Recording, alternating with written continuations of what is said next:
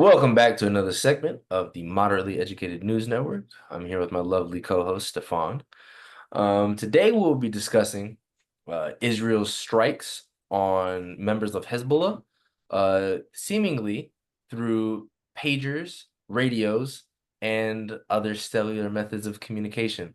If you'll remember back, there was a first wave of bombings when I say the word bombings, but remote explosives um a couple days ago, and now as of today, there was a second round where their walkie-talkies and radios were targeted. Um, this is seemingly done through an um, capturing their a Hezbollah's shipment of radios and other communication devices, implanting them with some form of remote or plastic explosive, and then detonating that at a later date, which is today. As of right now, I believe there are upwards of 3,000 people that have been affected by this and are in the hospital to some degree. And I think the death toll as of 10 minutes ago when I checked was up to 20 with the second wave. So that kind of leads us off there, kind of general description. Um yeah, Stefan, do you have any thoughts there? Do you have any information that I may have missed? Take it away. So, great, just great start. Shout out Xavier. He really killed that. Nailed it down. So, guys, let's go with a little bit of background information. So, Hezbollah is a Lebanese militant group, right? They allegedly have 100,000 soldiers. They are very anti-Israel. They have been since I believe 1985. Um, so they definitely are ops against Israel. They're Lebanese, right? And essentially, they got their pagers from a company called Gold Apollo, who was a Taiwanese company.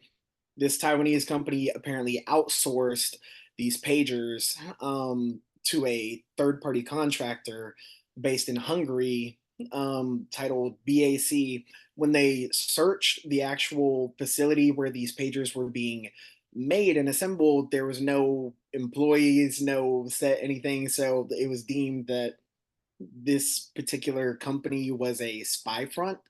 So it makes Israel definitely look hands red, guilty, because they have been known to do stuff like this in the past. Um, so after this whole situation occurred with this bombing, like Xavier said, in the first bombing, I believe 2,700 people were injured, and then you have 9 that were killed, and then with the radios recently, you have another 11 that were killed, and then more injured. So with those individuals being killed and everything, Israel actually made a move to move soldiers to the northern border with Lebanon. So they're looking pretty guilty right now.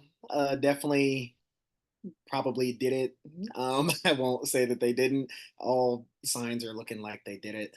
So yeah, they look guilty, but let's keep in mind Hezbollah at the same time has also shot missiles into schools in Israel and hospitals as well and killed innocents. So this is definitely something, it's a little tit for tat going on. What's your opinion? Absolutely. I think I saw a statement today released from Hezbollah that they are vowing revenge for the people that were harmed due to this attack. And to speak a little bit to the history, you are correct. Israel does have a history of implanting explosives in various cellular devices. A great case of this is Yahya Ayash. I will share my screen just momentarily. That way somebody can read this name better than me. But he was a chief bomb maker for Hamas and was killed in a manner similar similar to the other Hezbollah militants that were killed.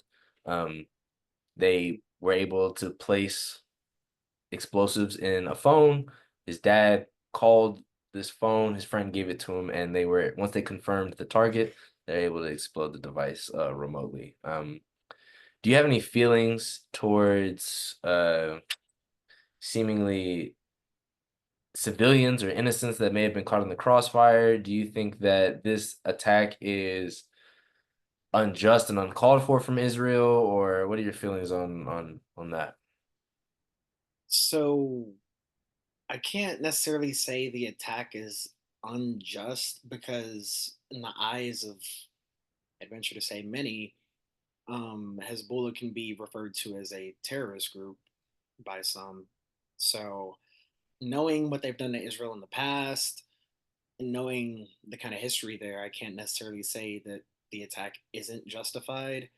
In war, there are casualties of war. I do hate in any war when innocents get harmed or injured or killed. I don't think any of the Lebanese people who were bystanders deserve that at all. Um, but war is war, and I prefer there to be peace. But until there's some sort of resolution, some sort of ceasefire, there will be more innocents that get harmed. Do I promote this? Is this something I'm rooting for? Absolutely not. But is it a reality of war? Yes, and this is something we've been able to see throughout history. So, Absolutely. Yeah, I would second that opinion as well, by saying, yep, I absolutely condemn civilian casualties and deaths. However, it's a reality of war. I think that unfortunately, at times, in order to take out high value military targets, whether that is people, military objectives, bases, things of that nature, or resources, occasionally civilians are caught in the crossfire. But there is a an objective standard to which you measure the value of the military target against the potential loss of life, and of course Israel has to leverage these decisions constantly as they do fight in highly populated areas, and we'll see once Israel releases a statement and to see what calculations were made, and hopefully that the people hopefully everyone here that was injured was a militant to some degree. uh I would hope that civilians here aren't hurt, but we'll see. Do you have yeah. any other thoughts, comments, questions regarding Israel today, or I think from a Israel military standpoint, I think the specific targeting of these pagers was rather brilliant because they knew they were going to be going to Hezbollah, and their militants. So Hezbollah has a history of using pagers specifically for the fact that they are very hard to trace. And obviously, the messages you have to literally go and call, and everybody knows how the pager works. But I definitely think tactically, it's a very, very big chess move for sure. definitely, definitely. Well, if that's all, I'll let you give the outro here, bud. Sounds good. Hey guys, make sure to leave a like and subscribe. If you are new to the channel, make sure you go ahead and show us some love. Subscribe, hit that big red button. If you have any disagreements, any comments, concerns, make sure to leave a comment. We'll get back to you with a response as soon as we possibly can. And that being said, make sure to share the video with a family member or friend. It would be greatly appreciated so they can be informed on the news and get a moderate education on what's going on. That being said, love you guys. Y'all have a good one. Deuces. All right.